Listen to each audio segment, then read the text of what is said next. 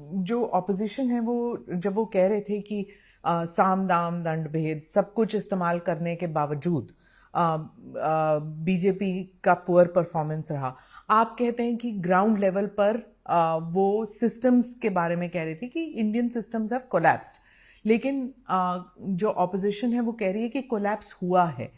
तो क्या आप समझते हैं कि नैरेटिव को काउंटर करने के लिए बीजेपी ने काफी काम कर लिया है, क्योंकि 3-4 महीने ही तो हुए हैं? कि हमने बिल्कुल नरेटिव के खिलाफ काउंटर नरेटिव खड़ा कर दिया है।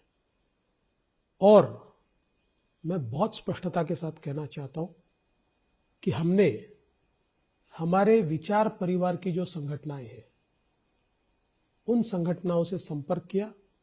हमने उनको कहा कि आपको राजनीति से कोई लेन देन नहीं है, आप चुनाव में भी उतरते नहीं है, लेकिन ये ध्यान में रखिए, एनार्किस्ट फोर्सेस अगर देश में एनार्की फैला रहे, महाराष्ट्र में एनार्की फैला रहे, तो नेशनलिस्ट फोर्सेस को आगे आना पड़ेगा। और ये जो एनार्किस्ट फोर्सेस है, इनकी जितनी पैठ है उससे ज्यादा हमारे विचार परिवार के संगठनों की पैठ है। वो राजनीति में आते नहीं है। देखिए, ये लोग अगर एक प्रकार से आप क्या आरएसएस की तरफ क्या इशारा कर रहे हैं? हमारा विचार परिवार मतलब आरएसएस ही है। आरएसएस के विचारों से काम करने वाली, आरएसएस नहीं, आरएसएस के विचारों से काम करने वाली अलग अलग संगठनाएं, कोई मजदूरों के क्षेत्र में काम करती है, कोई हिस्ट्री के क्षेत्र में काम करती है, कोई प्राध्यापकों के क्षेत्र में काम करती है, कोई तरुणों के क्षेत्र में काम करती है। ऐसे अलग अलग क्षेत्रों में, समाज के सभी क्षेत्रों में जो नेशनलिस्ट फोर्सेस है, हमने उनको ये अपील की कि फोर्सेस, ये कांग्रेस से लड़ाई तो हम लड़ लेंगे, ये कांग्रेस की ताकत भी नहीं है हमारे साथ लड़ ले।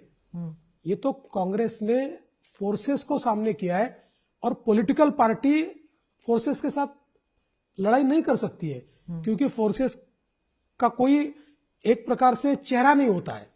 इसलिए हमने उनको कहा, और मैं ऐसा मानता हूं, नेशनलिस्ट फोर्सेस जो है वो हमारे साथ है, और सारे क्षेत्रों में इन फोर्सेस के कारण एनार्किस्ट फोर्सेस का जो नैरेटिव है वो समाप्त हो गया, खत्म हो गया। अब वो नैरेटिव नहीं रहा।